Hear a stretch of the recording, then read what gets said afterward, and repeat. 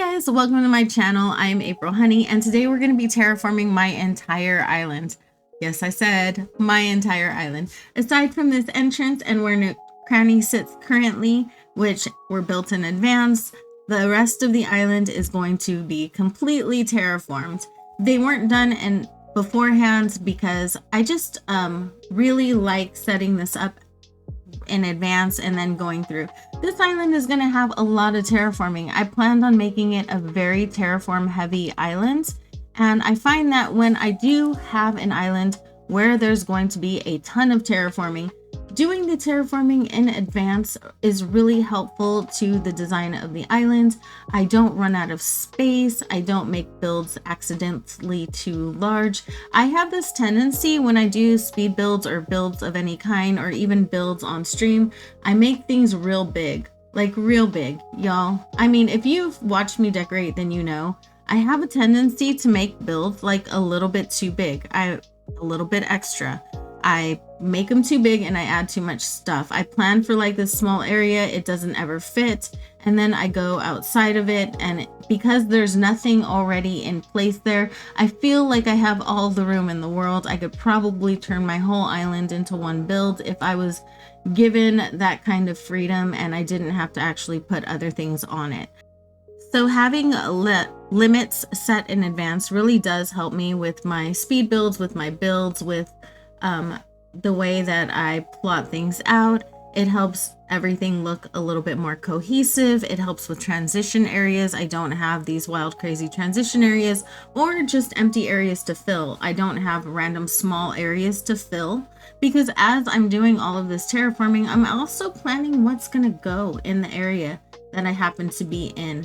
And that is very helpful to my builds for the island, just in general. I finish islands a little bit faster this way. I find that once the terraforming is done, I finish the island in the next couple of weeks, and that's also another benefit if you have like other ideas waiting in the back of your mind, like most of us usually do. And the reason we give up mostly on islands is because we have these other ideas we want to get to, but we don't have an unlimited number of switches, and Nintendo won't let us have an unlimited number of islands. And because we have these other ideas sitting, we get rid of something and we end up sacrificing islands. So I find that when I do the terraforming in advance like this, that I have the ability to finish an island much faster, and I don't get sick of it that way, and I'm able to move on at a quicker pace and get to my next idea that's usually already waiting in the wings. I don't do all of my islands like this. My island of lavender, my town core, farm core, full-time forever island won't be done like this. It's a hard mode island, hard-ish mode island, which I will make another video talking about. It is a hardish mode island, and I will terraform as I go along because I don't envision a lot of terraforming on that island. It is going to be a small town and farm island, which for me doesn't include a whole lot of terraforming. There will be like some scenic areas, yes, and maybe some filler terraforming, but it's going to be probably a little bit more item heavy than it is terraform heavy. And for islands like that, I don't terraform in advance. I just go as I go along. And it's just a little bit of a different journey. And I do like to have several kinds of islands going at once, you know? So I don't do this for every single island. I do it for the islands that are just gonna have a whole lot going on, a whole lot of water. You know what I mean? I want that water to be there and be done. So I'm thinking when I build these things, I'm also thinking about what's gonna go in the place. In the back is going to be a castle. So I'm thinking about my vantage points, my viewpoints. I'm plotting those in advance and I'm putting them up. So that way I don't get stuck where I'm blocked. Like I made this big, beautiful castle and then I blocked out the view to it and you can't see it from anywhere. And so if you bring a wide angle camera, you're not going to get a good picture of it. Like I make sure that I plan these things as I'm terraforming the island. I find that to be very helpful. So those are my reasons mostly for doing this style of island decorating. It's just nice and easy for me when I want an island that is going to have a trickier map. It's just a little bit helpful for me to have this all plotted out in advance, and that way I am not pushed for space. I don't have any issues with running out of space or having a big space to fill at the very end that's empty. It's all set up for me. It makes it really, really easy. So let's talk a little bit about what I'm thinking when I make these islands or when I'm terraforming. I am thinking about what I'm placing in the area that I'm terraforming. Whose house is it? What am I putting? Is it going to be the Able Sisters? What business is it? What do I want to do with it? What do I want the aesthetic around it to be? And I think about all of that, and then I place what I'm going to place. I make sure it's in a good location. I don't want my Able Sisters to be very complicated, so I put it in a pretty small space. I plan out my inclines and all of that, and I make sure that my pathing is going to be pretty easy to follow, as easy as possible. I am a cluttercore decorator, so that's iffy. I plan it out to be easy to follow, but whether or not it is because of item placement is always a little bit questionable. But anyways, I do plan all of that out in advance. I sit and think about what villager's going to go here. What kind of business are they going to have? What kind of home are they going to have? Is it going to be a standard residence, or is it going to be a business? Like, my girls going to have their own little farm? Are they going to have a fashion shop? Like, what's going to happen with my islander, with my villager? What am I doing with them? So I plan all of those things out while I'm decorating or while I'm terraforming, so that I'm not really surprised later. And I file all of that information away. Sometimes I write it down. Sometimes it's just easy to remember. By looking at the villager, you can kind of tell what's going to happen with them. You know what I mean? Like, I look at my villagers and I kind of know what their plan is on my island. I keep saying, you know what I mean, and I don't know why. So I'm very, very sorry about that. I will try to mitigate that in the future. So right now what I'm doing is I'm building a cliff for Shino's house. I want her to have a very simple house, kind of in nature. She's like a red devil deer kind of thing. And I'm not sure if I'm going to go dark on her and make her some kind of a villain on the island, or if I'm going to just do something a little different for her. I'm not sure. I do know that I want a little bridge leading up to her stairway, so I'm going to go ahead and I'm going to set that up.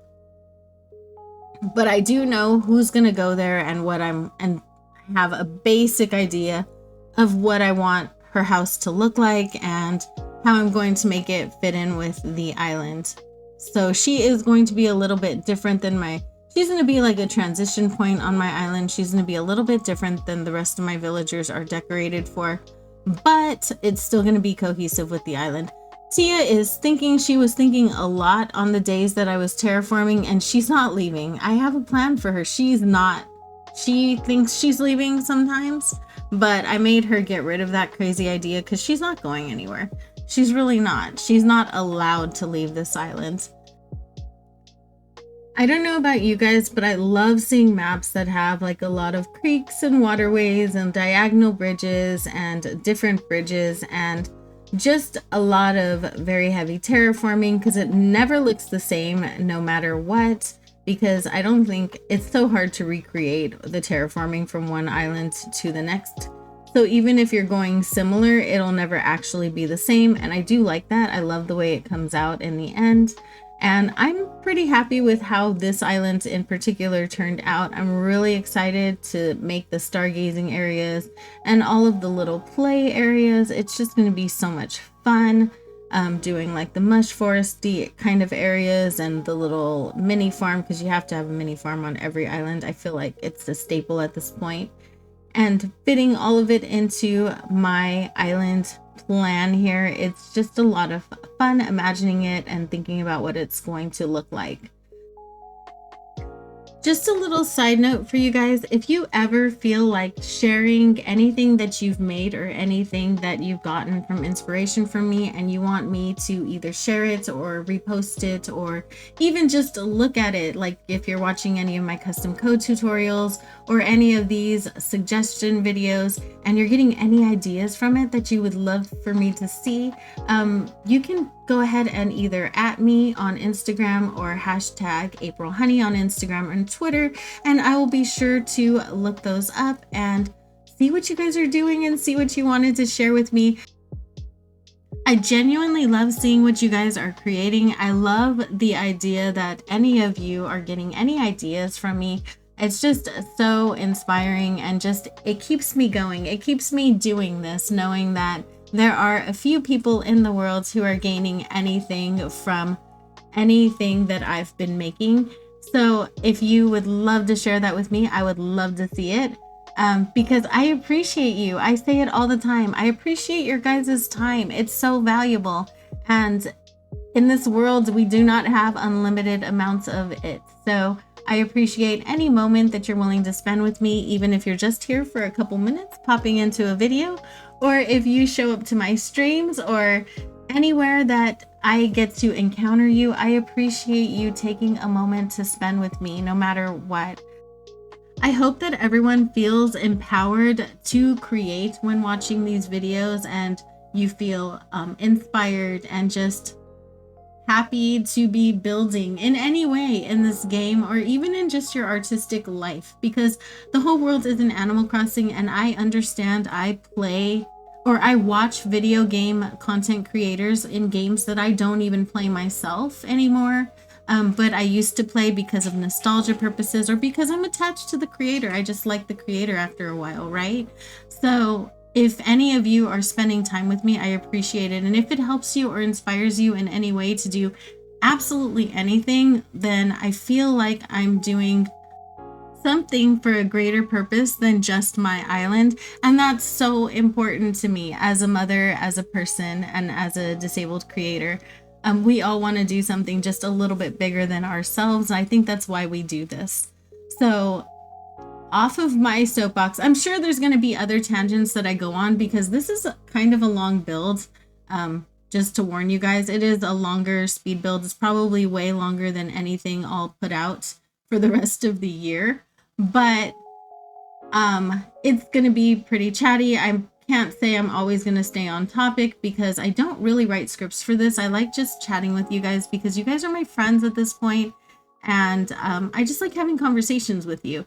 And if you would rather I had like very structured videos, be sure to let me know because I can also put those out as well as my usual content. I just typically like to just kind of talk to you about whatever's on my mind that day or however I'm feeling that particular day while I'm making these. And they're just kind of like a snapshot into my head and my life at the time, and things always change, you know. That's the nature of life.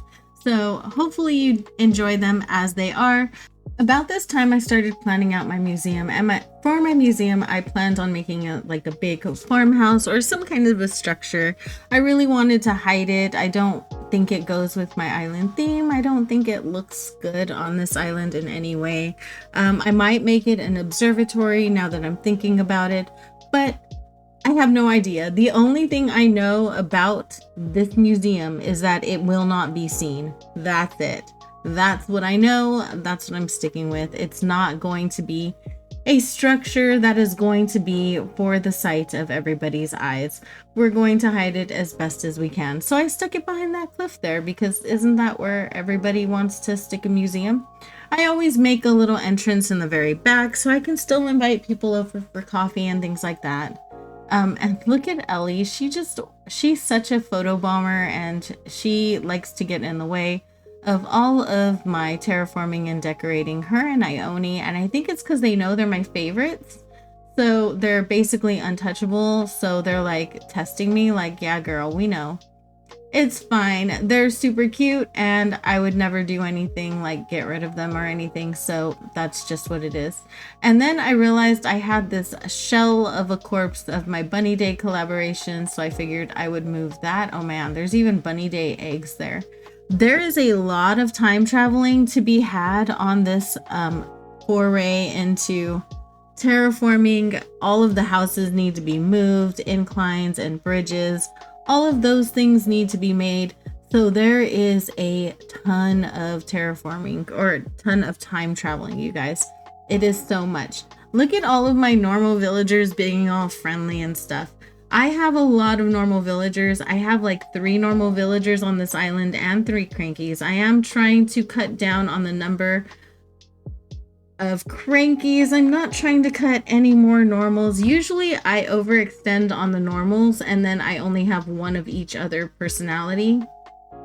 But I usually will have like 3 normals or 2 normals and 2 lazies because they're so stinking cute. Oh my goodness.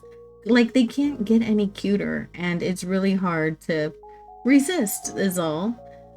So we're gonna go here and just terraform a little pathway to the museum, which I planned on, you know, kind of flanking with statues and novalites and things now that I think about the observatory type of vibe that I might go with on this area right here. I think it's pretty cute. I like it. Hopefully it sticks. Hopefully the idea sticks. If not, then I'll just do something else. I don't know how kidcore this island's going to be. It's definitely fairycore, but I don't know how. I feel like it's like a family friendly island. You know what I mean? It's family core, but not necessarily kidcore, because I don't like those the kidcore like streets and stuff like that. I just don't do them. I like them in islands I visit. I don't like making them because I don't feel like I'm good at them, which is weird because, you know, in real life I do a lot of kidcore stuff, but for some reason in game it's really hard for me. But I do respect all of the kidcore queens out there. They're amazing. I watch them, I love them, I admire them. Personally can't decorate like that. I have a really hard time with it. I think it's because I feel like kids need structure and I don't like decorating in a very structured kind of way. I'm not like a structured terraformer or decorator, so it makes me feel like whatever I do is not being kid friendly. So maybe that's it. I don't know. It sounds like a personal problem, right? I think it is. Maybe I should stop dragging you guys into my personal issues. That's okay. We're going to continue decorating around Maple's house. That is going to be Maple's house. I'm going to put a little apiary somewhere around her house and it's going to be adorable. And we're going to work on Tia's house. Tia is going to get a house on the cliff in the front. She's going to get a little farm to table. So I'm going to put a little mini farm up by her house. And then down on the bottom level, there's going to be a restaurant. We're going to put like a beachside cafe restaurant type situation. I mean, it's Tia. She's shaped like a teapot. Of course she's going to get a little restaurant. So I'm excited about that. She's so adorable and I love her so much. I did keep her on my last fairycore island, but I've not had her since then. And I've gotten her several times. I've just never kept her all the way till the end, except for that very, very first fairycore island I did. And I don't know what I was thinking with villagers yet. I just didn't know any better. But the villagers did not match my color scheme. They were all different colors. I had like Julian and whatnot. And the color scheme for the island was pink, purple, and white. So I don't know exactly where I was going with that, but it definitely didn't match. It wasn't really cohesive, but it's fine, right? They're just villagers and I liked them. And I was happy with them at the time. It was my very, very first island. Like, I didn't know anything. So there you have it. I think we've just come a long way since 2020, right? I feel like everyone is so much better at this game. I randomly moved houses a little bit backwards to suit the castle vantage point that I was trying to create from the front. So I condensed this in a little bit because I want it to fit into a wide angle lens. I want to be able to see it with a wide angle camera from far away. I want it to be slightly covered but not fully blocked, if you know what I mean. So I went and rethought that whole thing back there and pushed it back just a little bit. Then I started making a path towards the other side. It's time to get started on the left-hand side of the island. So I wanted to put Judy over here by the lake. She's really cute, and I figured I would do something really adorable with her by the pond right there. Maybe give her a little Squishmallow factory or something. I don't know. She's a teddy bear. She's super cute. And then I wanted to build a little house for Ione, and I feel like I'm going to give her her own little mini castle because, I mean, she's Ione. Do I really need a reason? She's super pretty and just, I love her. She's gorgeous and she fits this island theme so perfectly. And then I'm going to put the campsite over here. So I wanted to have this area on my island with like glowing moss and just like this really ethereal place on my island with like a moon pond or a moon island and a pond or something like that. And I figured Ione having a little castle looming over it would be perfection in that area. So that's what I decided to go with. And then I wanted to put the campsite right next to it because I needed to put the campsite somewhere. If I had a choice, there wouldn't be a campsite on this island at all. Like it would just not be there. But I don't have a choice. So we're going to have to put it somewhere. So I briefly thought about hiding it inside of a cliff and building around it so that you couldn't see it at all. And then thought better of it and figured, you know, I'll just stick it up on this cliff right here. It'll be fine. So then I spent about 4 hours terraforming this back area over here. All in all, this entire island took about 12 hours of footage. So it was 12 hours of footage to go through and decide what I wanted to put in and what I wanted to share with you guys or what you would get annoyed with having to see. And I ended up with 30 minutes of footage, which still is really bad. I did do a little bit of it off camera because I was, in bed at night and terraforming still.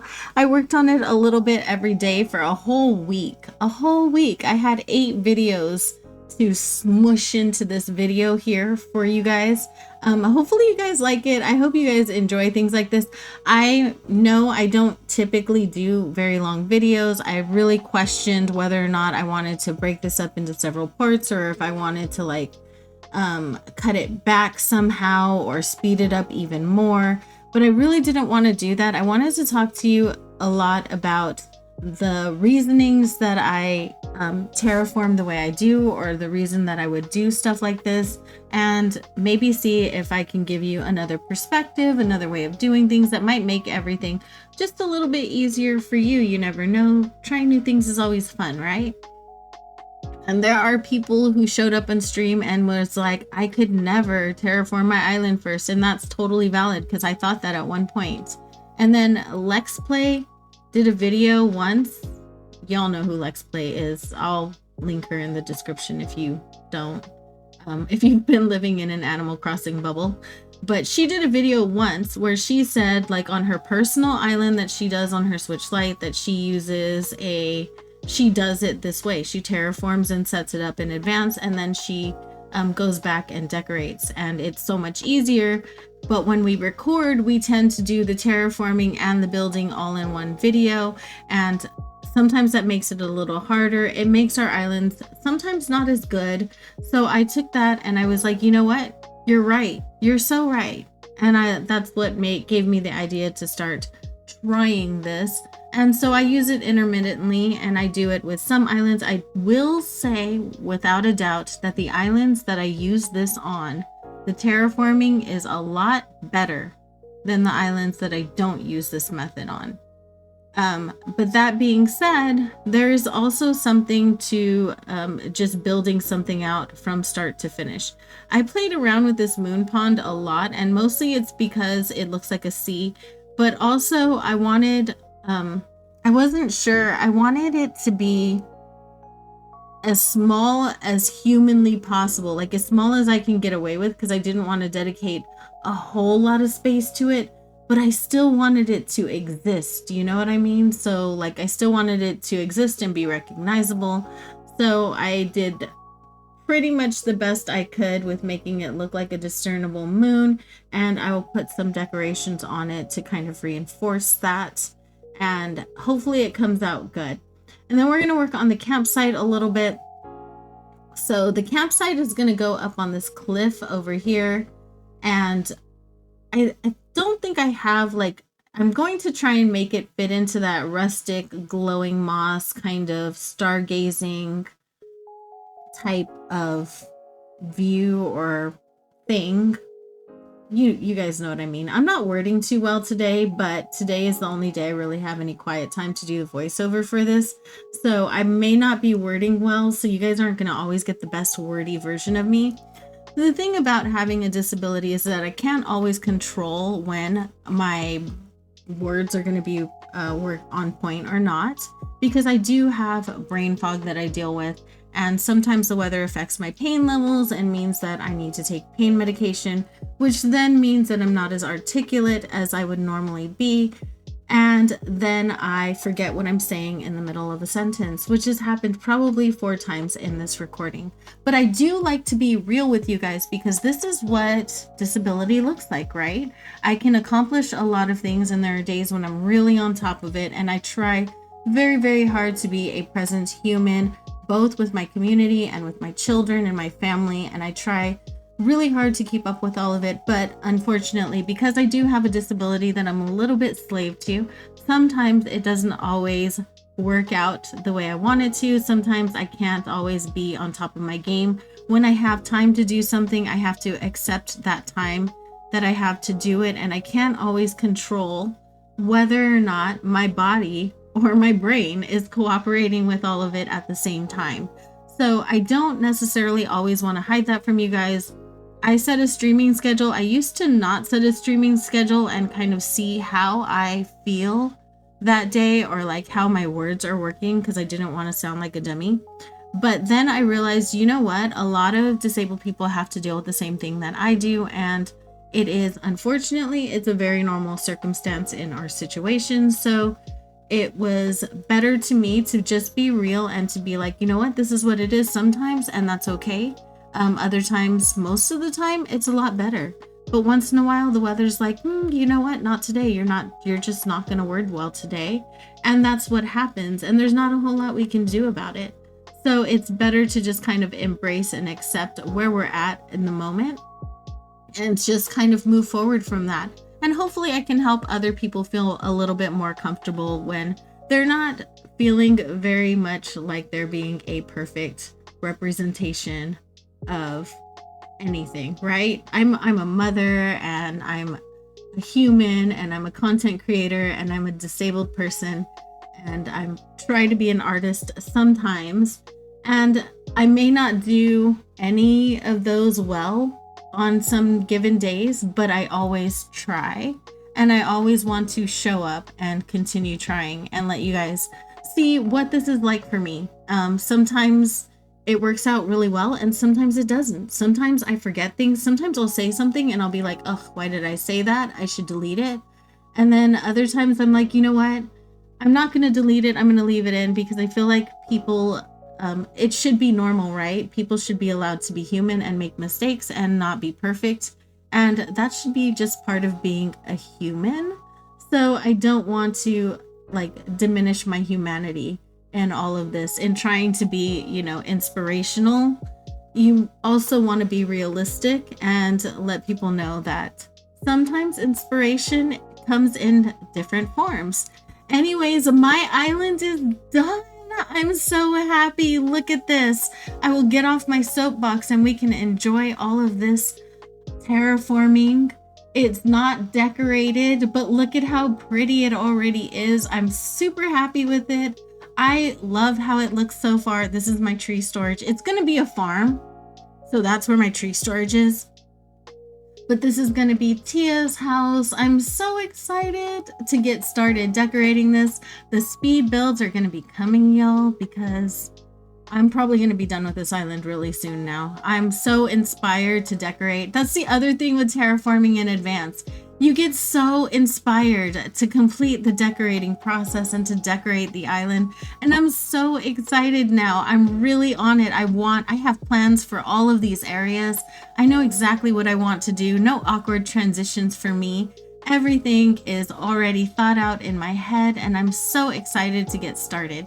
So hopefully you guys enjoyed this, and hopefully you gained a little bit of inspiration. If anything, I hope I gave you a little bit of insight just to like my own life situation and what life is like for many of us who deal with the kinds of things that I deal with on a regular basis.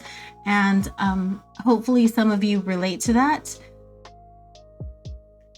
So hopefully you guys did get something out of this. I appreciate your guys' time. Your time is super valuable, and it means the entire world to me that you're willing to spend any amount of it with me, whether it was 5 minutes or the entire video. I just appreciate any moment that you're able to be here with me. Shout out to my channel members. As always, you guys are amazing. I love you guys all to pieces, and I will see you in the next one. Bye.